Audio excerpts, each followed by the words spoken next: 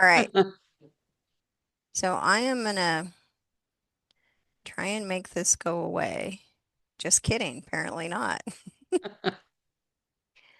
I only have one screen because I'm on my laptop in a conference room instead of kind of moving things over and being awesome that way. All right. So So, understand. yeah, like, and get rid of that. Okay, so sorry. All right. So, a lot of the so marketing solutions is one of my consulting. I actually have a home bakery as well. I know, Linda, you're thinking, oh gosh, what else is she not involved in? So, marketing solutions is my one of my consultancies. I also have triage crisis communications. So, I'm really kind of leaning into the crisis communications for the healthcare industry. Um, so I've got a lot of history and a lot of crazy things. So what we're going to talk about today is the business end of color and advertising and brand identity. Yeah, let me see if I can. Oh, I think I'm going to have to manually do it this way. Yep, there we go. Okay. So when we talk about the business end, right, I'm going to try and move that down. Oh, forget it. So what is the hidden truth behind color, right, in marketing and advertising? So retention marketing or lifestyle marketing or loyalty marketing, it's a new term, which is not so new anymore, that essentially boils down to keeping people happy, your customers, be that a customer that goes into McDonald's, you're in healthcare, your physicians are your customers, your patients are your customers, your employees are your customers. It really all depends on how you define customer. So you want to keep everybody happy, engaged, and spending. Now, spending, whether it is a direct spend or coming to your organization, your facility, is considered spending. So by delivering relevant and engaging content to your patients, your customers, you can increase their CLV, their customer. It makes everybody happy because that is the revenue for your business.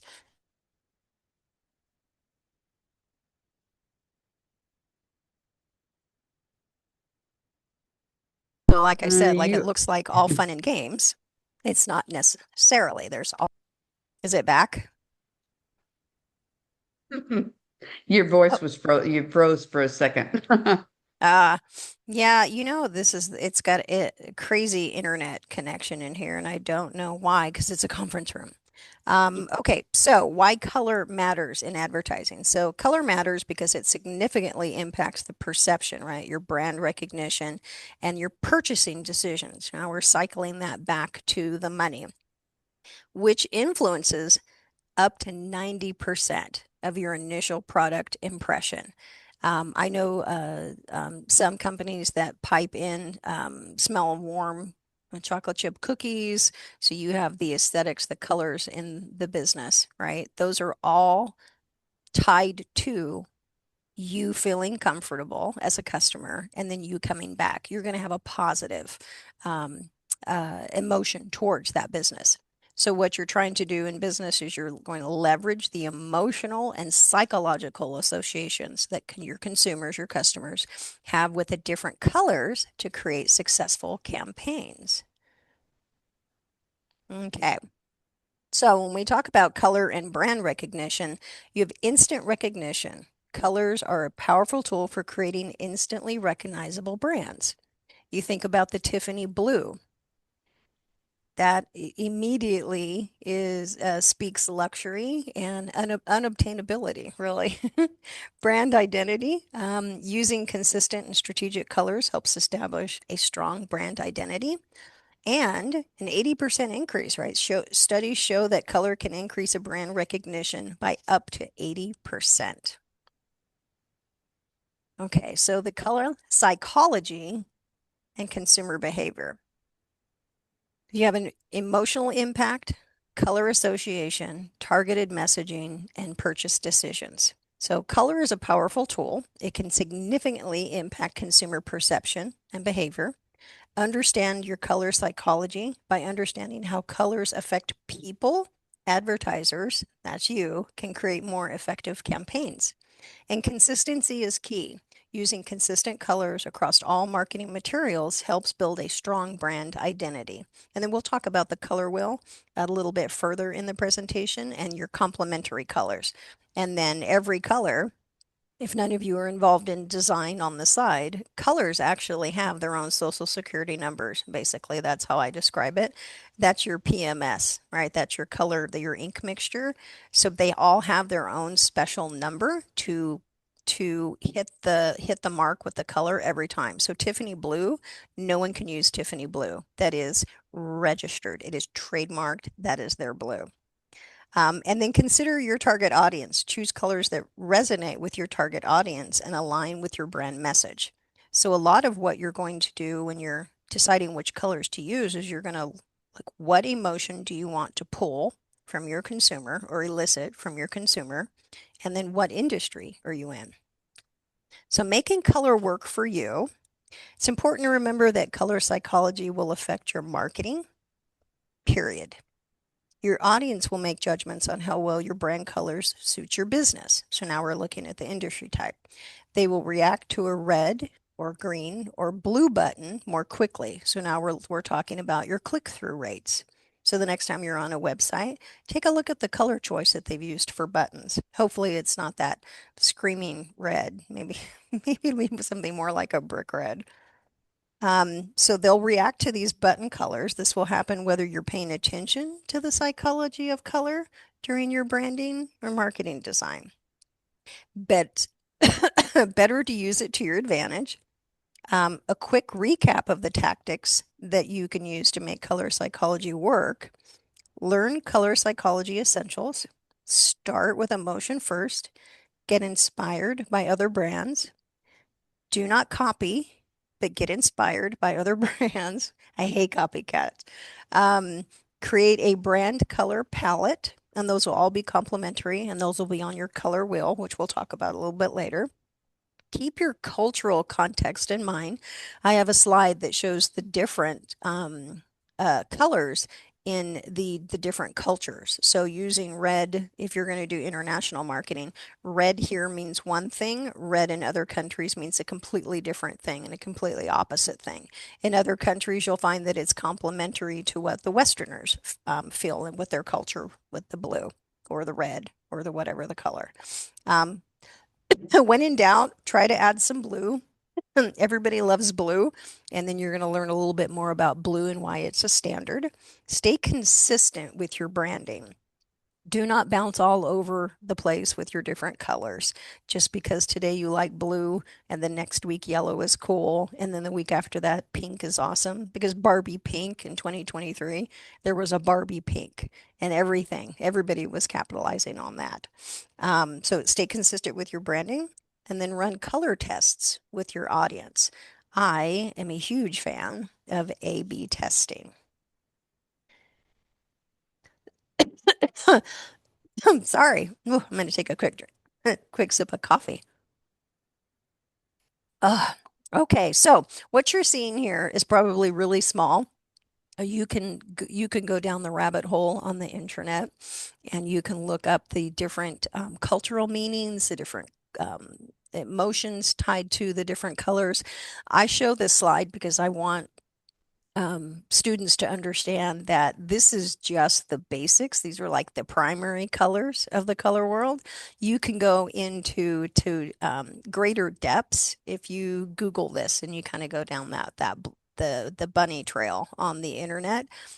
You'll wind up reading like 30 different articles. So it's quite fascinating. But I like to kind of show this that this is kind of the overview of the positive and the negative effects of each of the colors. So the general model of color psychology relies on six basic principles.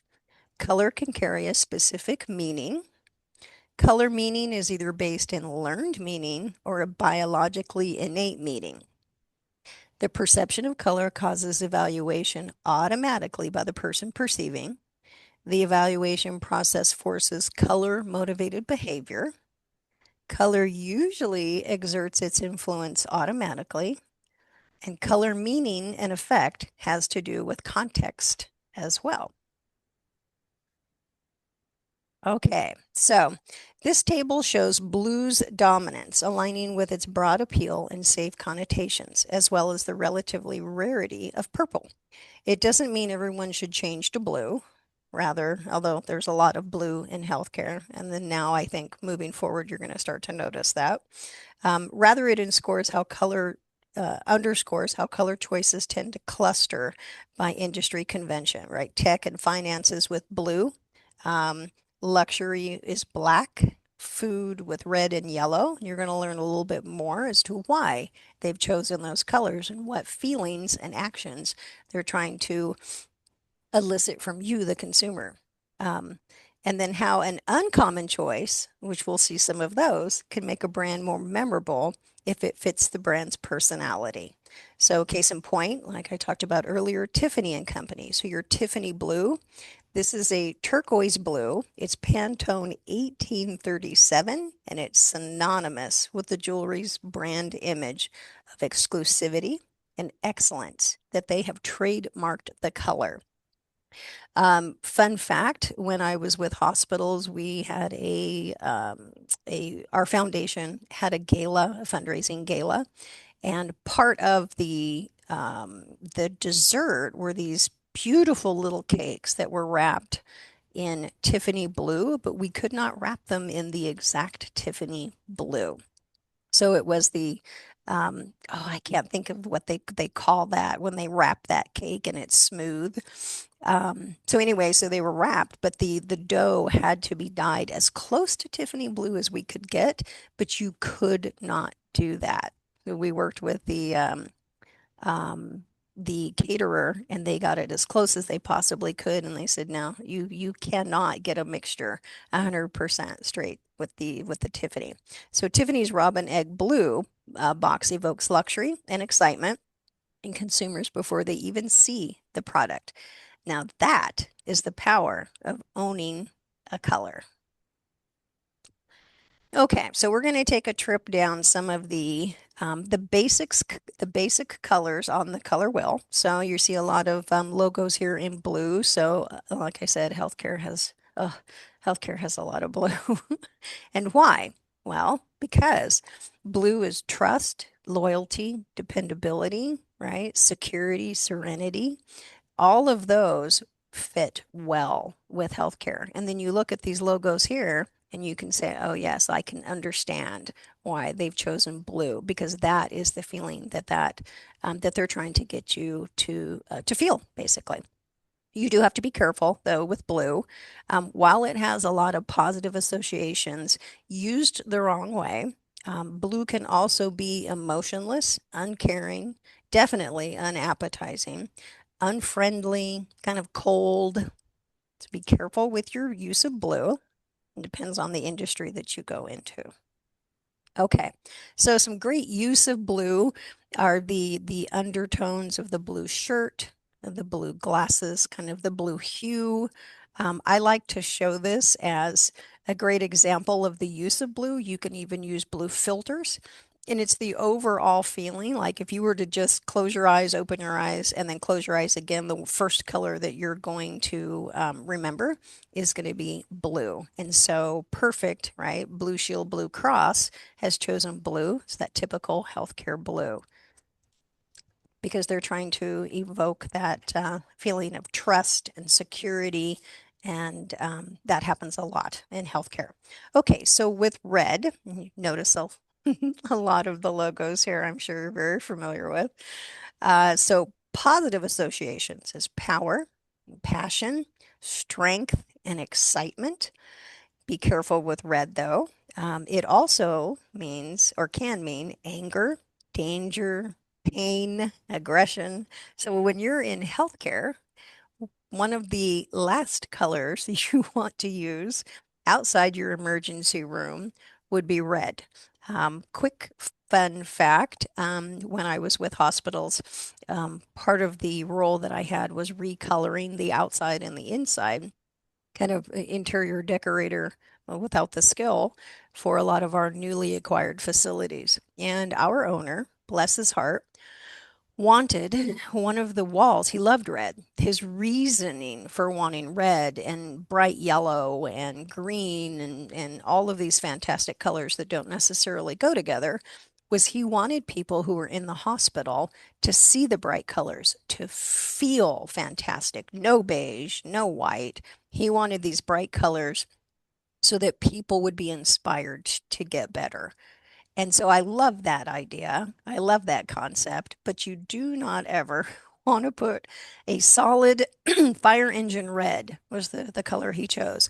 He wanted the wall in on the way to ambulatory, the outpatient surgery center.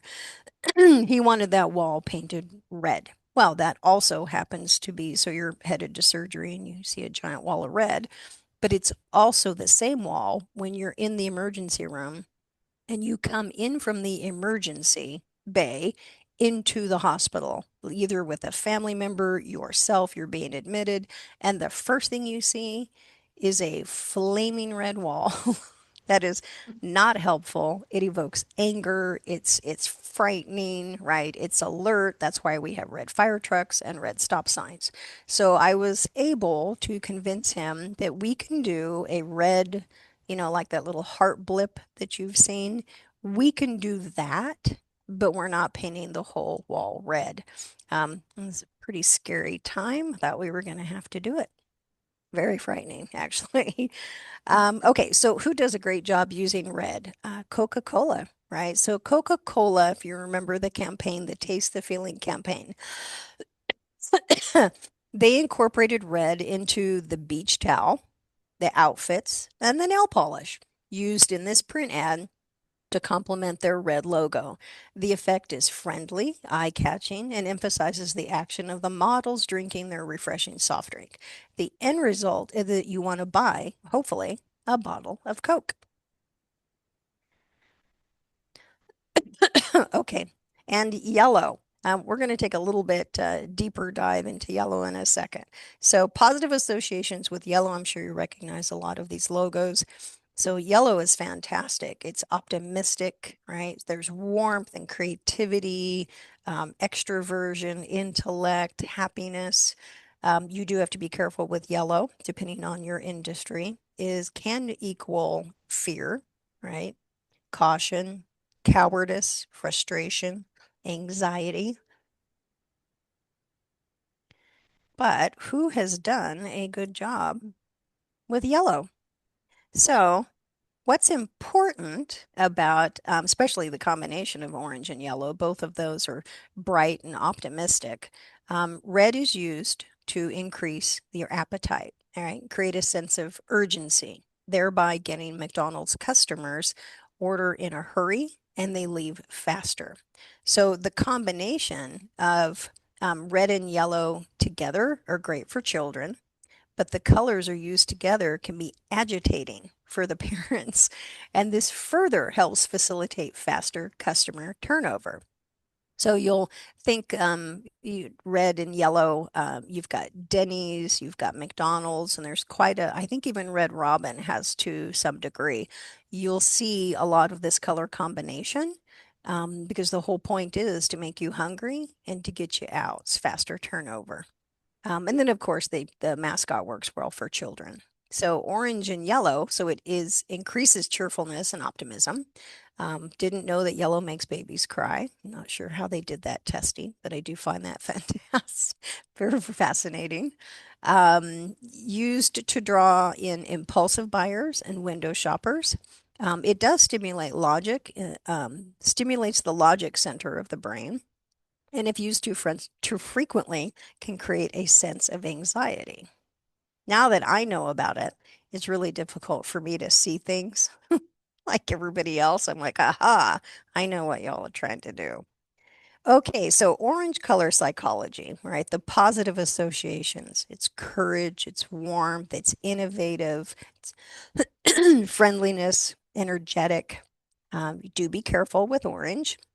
Can also be sluggish, immaturity, ignorance, frustration.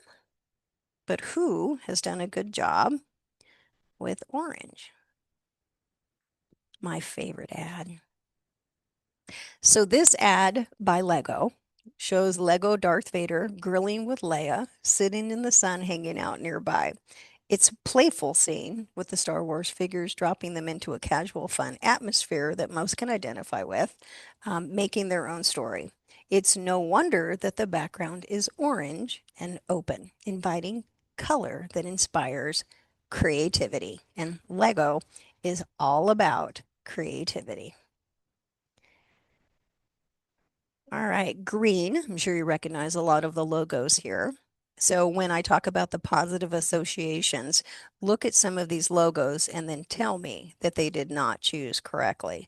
So health, hope, freshness, nature, growth, and prosperity. Just about every one of those logos there exhibits several of those. You do have to be careful with green, though. Um, it could be envy, right? Green with envy, sickness, stagnation, and boredom. But who's done a good job with Starbucks? I mean, who's done a good job with the green logo? So the only top global brand which uses green as its primary color is Starbucks and their mermaid. The further use of the mermaid logo stimulates customers' association with nature. And I know what you're thinking, Lavella, you're crazy. It's coffee, it's caffeinated. How on earth could that be relaxing? So, using green in their logo promotes a sense of relaxation, even though they're selling you coffee. So, it invites customers to take a coffee break and de stress. So, Starbucks isn't necessarily in the business of selling coffee. That's something that they offer, but they're really a- attracting, and their business model is centered around the community place to gather. So you'll notice the next time you go inside a Starbucks and don't go through the drive-through, you'll have a section inside Starbucks which is dedicated to like the local business cards, the local flyers. You'll see a lot of local artwork in there. Their ideal time was during COVID when everybody was using Starbucks as uh, their side hustle offices. But that's their goal. Like Nordstrom doesn't sell high-end items, they sell luxury. They make you feel a certain way. And Starbucks is the same way. So green as an overall, right? It's associated with health, tranquility, and nature. It's also associated with money. So if you're in a consulting business, you probably do not want a green logo. It's used in stores to relax customers. It's used a lot for environmental issues. And then green stimulates harmony in the brain and encourage balance between body and emotions, leading to decisiveness.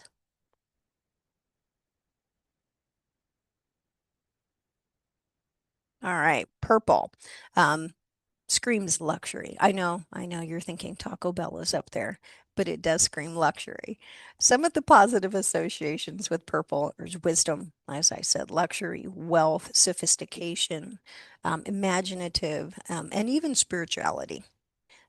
Careful with purple. It can be introversion, could also equal decadence. I know I don't think of Taco Bell as decadent though. Um, Extrovert and then moodiness. But one of my favorite examples of color combinations is Virgin America. You're thinking, oh, Lavella, their logo is red. Yes, it is. Think about what red means, and then think about their use of color in the advertising. So, Virgin America is a brand that uses color in an unusual way. Their logo color is red and white, but their brand colors are purple and pink. Everything from the plain cabin lights to their billboards to their website reflects this color scheme. In this print ad, they use the color purple to drive home a feeling of luxury, exclusivity, and imaginativeness while maintaining their trademark humorous visual tone. Love Virgin. All right. And brown. Take a look at some of the logos here. And then as I go through the positive and the negative, kind of think about what they were thinking. So, brown, seriousness, right? It's warmth, it's reliability, it's support, can be earthiness and authenticity. So, when you think of UPS, you're going to think 100% reliability. Negative associations, right? It can be humorlessness, right? It can be very heavy, it can be dirty, it can be conservative, lack of sophistication, kind of the opposite of purple. And then sadness. Although I never think of A&W dryers or Hershey as sadness. Okay, black color psychology, right? It is also sophistication, security, power, elegance, authority. But with black, depending on how you're using it and the industry, it can also be oppressive. Evil can also equal mourning in some cultures. It's heavy and it can be menacing depending on what your industry is. And I know you're thinking, gray, is that really a color? So you can use gray uh, in a lot. It's actually pretty useful when you're using like a reverse out of your logo. But again, you're going to ask yourself, what is it that you want your customers to feel? So using gray, you have to be a little careful with that. It does equal timelessness, right? It's intelligence and strength and also reliability. It can also be neutral, right? Neutrality can signal lack of confidence, depression, blandness, lack of energy. So you do want to be careful how you're going to use gray. But in the previous logos, you can definitely see some sophistication. White, I know you're thinking, oh gosh, Lavella, white's not a color. It's actually the absence, right? So it's generally used in the reverse out of a logo. So your positive associations with white are clean, pure, sophistication, it's fresh, it's simple, it's very clear. Be careful with white. It can mean isolation, emptiness, unfriendliness, coldness, and sterility. But who's done a great job using white? So Apple's entire brand aesthetic is built around white. Their logo's white, their website has a lot of white space, and their advertising uses a lot of white. What this does is it gives the ability to um, to showcase the bright colored the bright color of their creativity in their watch band in this advertise. But it emphasizes the product and its innovativeness. So by having that full, I've always told white space is your friend. You do not need to fill the page with every known creation. It's just like building a website. You don't need to stick every color known to mankind there, and you don't need a button for everything. So, as clean as possible, highlighting really what the product is in this advertisement. All right. So, one of my favorite combinations in healthcare is dignity. Hello, human kindness. Now, you think about the colors orange and yellow and their psychology and how well that they are used here. You look at the overtone of the ad that's the image from one of their ads, and 100% this is cheerful and optimistic. I love it because it's not blue. It's not your typical healthcare blue. But you do have to be careful in using them in advertising, right? So, because we talked about yellow makes babies cry, still don't understand how they tested that. And then orange can trigger a sense of caution. However, Dignity Health has done a great job with their tagline, Hello, Human Kindness, and then the color use. And I like to show this slide because I like to show what a well-run campaign can show. So it's friendly, it's cheerful, and it's optimistic. You can see just without even reading anything, you can tell which service line this is. I'm sorry, which brand this is. You know that this is their orange. You know that it all goes together. So you can have complete, these are two completely different types of ads. They don't all have to look like that, but you can tie them all together, right? These all are very, very similar, but you can still tie this one together with the Dignity brand. Okay, so I've given you a pretty good primer to the colors. Now we're going to talk about what that means when it comes to money, right? So with your consumers, only 3% are going to look at the texture. They're going to touch the product. Only 1% is going to decide based on the smell or the sound. But a full 93% of buyers are focused on the visual appearance, and that comes down to color and your aesthetics. So, color is also often the sole reason for purchasing a product. More than half of consumers won't return to a store if they don't like it, if they don't like the aesthetic.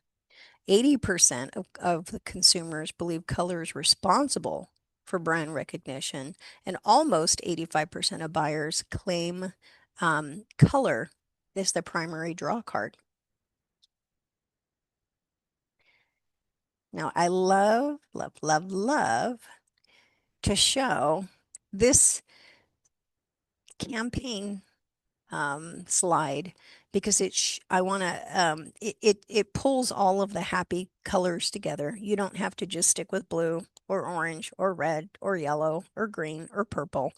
You can have a beautiful combination of all of the happy colors, right? If you were to dissect each of these colors, you're like, oh yeah, now I understand why LA Care uses those colors. They've done a great job with the wings, incorporating their logo colors. You can see the overlay of the colors here. If you're looking for them, you can kind of see, oh yeah, it kind of has that blue tint to it. And the same here. I love elevating healthcare. I think they've done a fantastic job. But one of the other reasons that I like to show this is LA Care is Medi-Cal and Medicare is a D-SNP, like a dual choice health plan. So they have Medi-Cal and then they have a D-SNP, which is your Medicare, Medi-Cal combined. Um, they moved into an additional service line. So this is your state healthcare. Cover California, you have a premium to pay. So Cover California is their typical teal, right? Your other colors, but it's primarily your eye is attracted to the teal first. So teal is the first color you think of. So when LA Care launched their covered line, their Covered California line, all they did was it's not even the Cover California's font. They just pulled in the teal and then it became LA Care Covered. And you can see that this is still the standard.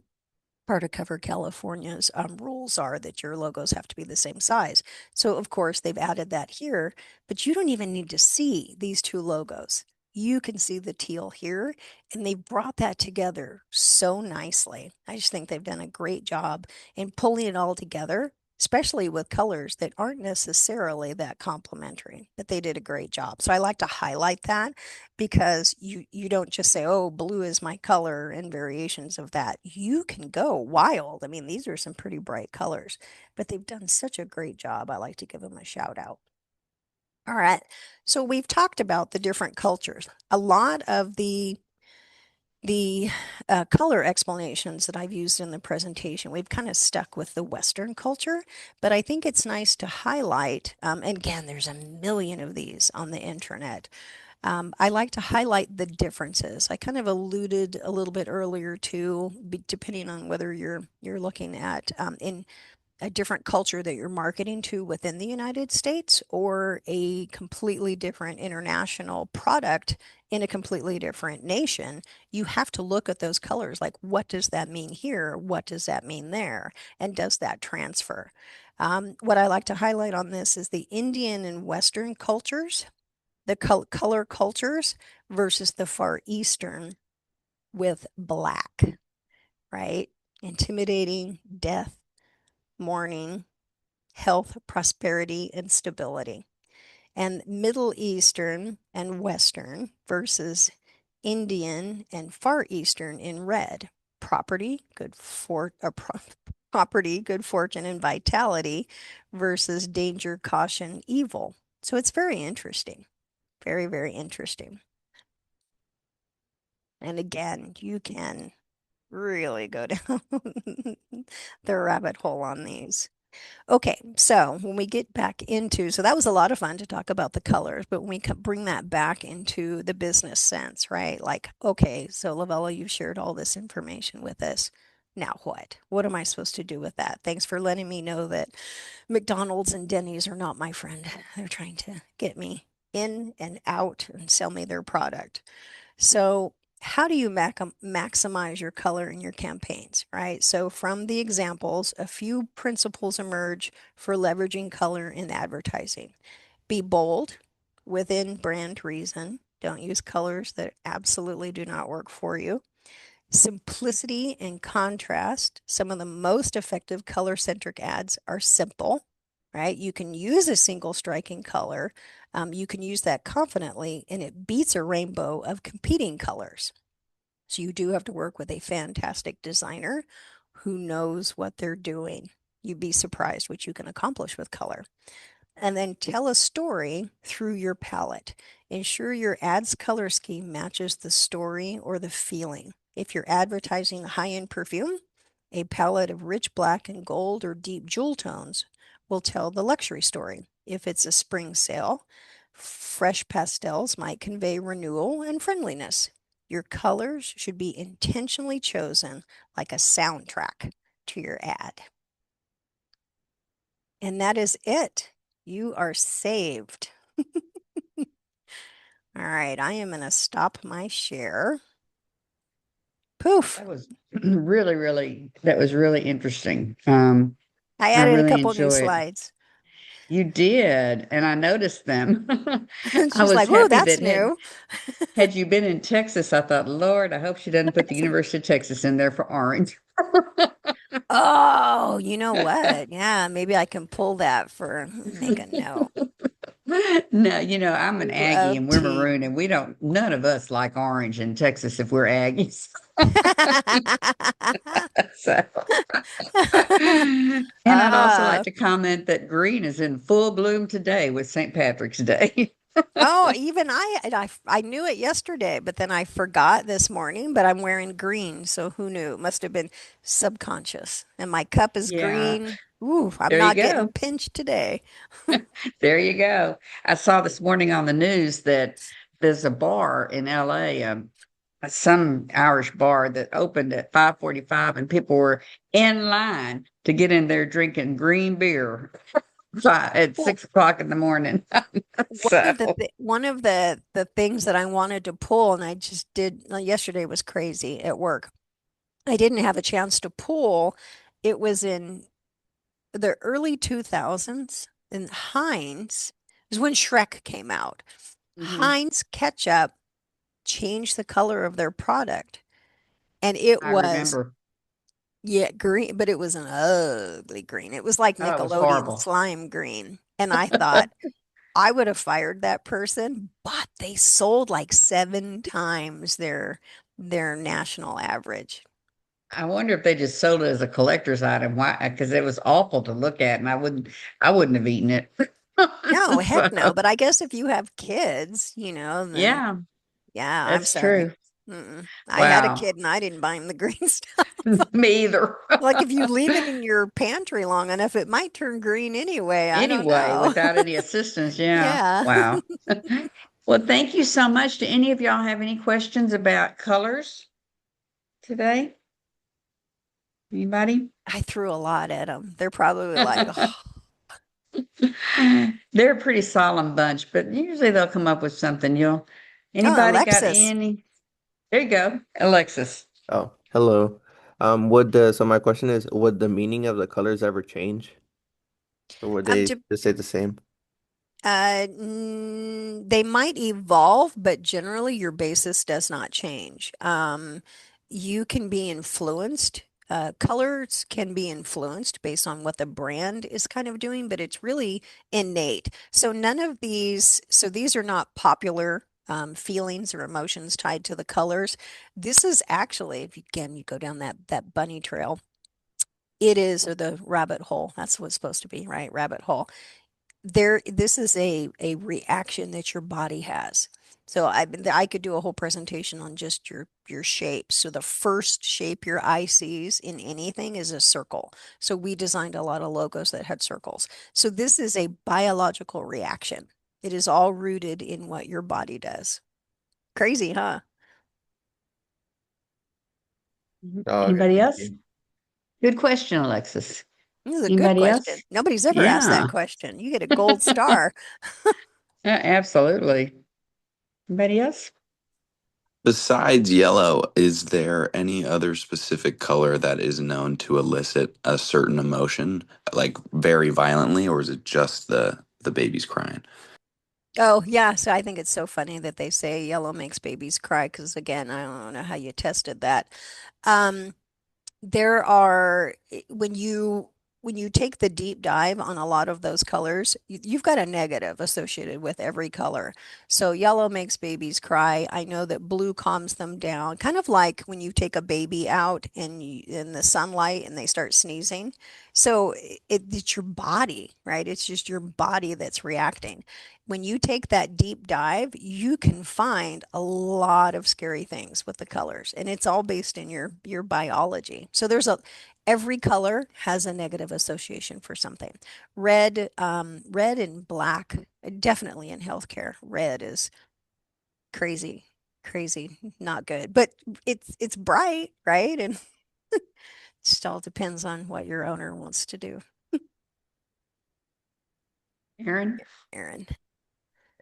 My question has to do with so you mentioned like copycats and when you're trying to, I mean, Yeah. there's a lot of colors, but there's only so many colors uh, Right. for you to Right. do like to choose for your brand and such. Mhm. So how do you avoid, I guess, like how have you avoided like copycatting for choosing colors like for advertising that you've done? Right, right. So that's a really good question because there's only so many colors. Now there's like 5 million variations of blue, and there's, and so on through all of the different colors. Again, you can go down that rabbit hole of the colors, but a lot of that is going to be you're not using one, you're not going to use the same blue as Anthem Blue Cross, or you might. It's really going to be how you're using that color in your advertising. What other elements are there?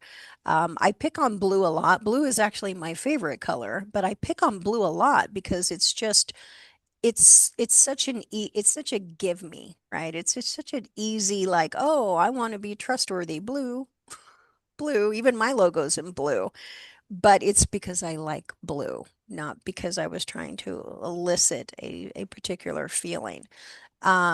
There's so many different shades of blue. It's going to be how you're using that, how you're placing that in your advertising, and then really what your offer message is. So you can still set yourself apart.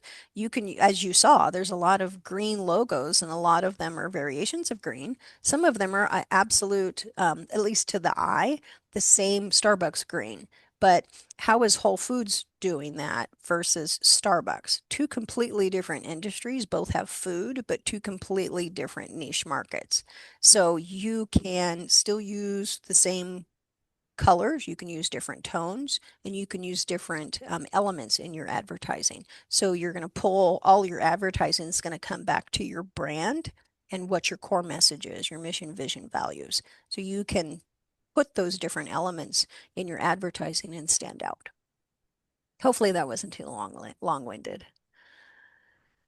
Oh, thank you. That was great. Mhm. Okay. Anybody else? Thanks. Great questions, kids. The, Super. the, woo, I think this is like the best questions I've had, like bar none. Told you this Woo, is a Cracker Jack group. yeah, they're like, we're quiet, but we've been thinking. That's We've got right. questions.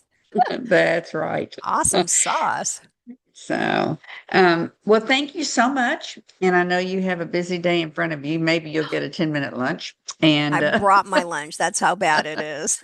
Me eating oh a my power goodness. bar. Oh, geez. Yeah. Well, All right. Well, all thank you right. so much. And I will see you later on this evening at 7 o'clock. Yes, ma'am. All right. Thanks, Have a everybody. great Have a day. good day. Thank you. Have a good Bye-bye. day. Bye.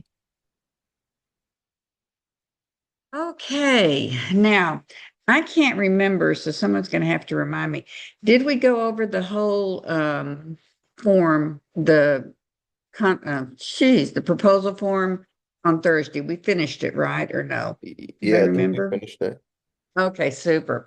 All right, so um your contracts were turned in, and I think I've already graded this class. So good job. That's the reason that I just want to reiterate the reason that I have every single person turn them in is that that way you're agreeing to that what is on there you will complete. If only one person turned it in, then I really wouldn't have any kind of background to say, well, you turn it in, you agreed to it. So that's part of my rationale behind everybody turning in the contract. Now, do I have any questions? Um, I have a list. I think it's on the website on what you have to turn in, but I'll be sure I get it out to y'all on what goes the proposal form. There's a few things that go on the proposal form that you need to be sure and do, but I'll be sure I get that out to you in the next day or two. And other than that, I want to be sure that remember when you turn in the final, in case I haven't said it yet, I need to strengthen this. When you turn in the final proposal, the final presentation, which is a PowerPoint, this is the process. You're going to turn in the proposal to me when it's due. I'll get it back to you in a few days. And with corrections and what you need to add to it or take out or whatever it happens to be, then y'all are going to take that proposal that's been already looked at by me and turn it into a PowerPoint presentation. In addition, the PowerPoint presentation is going to have an activity for the whole class. A lot of students, there's Kahoot and there's other variations of Kahoot. Some people have done things like breathing exercises if you're doing a wellness clinic or, and the more creative you are, the more likely you are to get some extra points for it.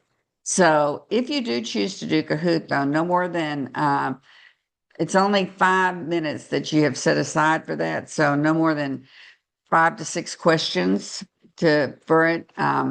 You're also going to have a needs assessment.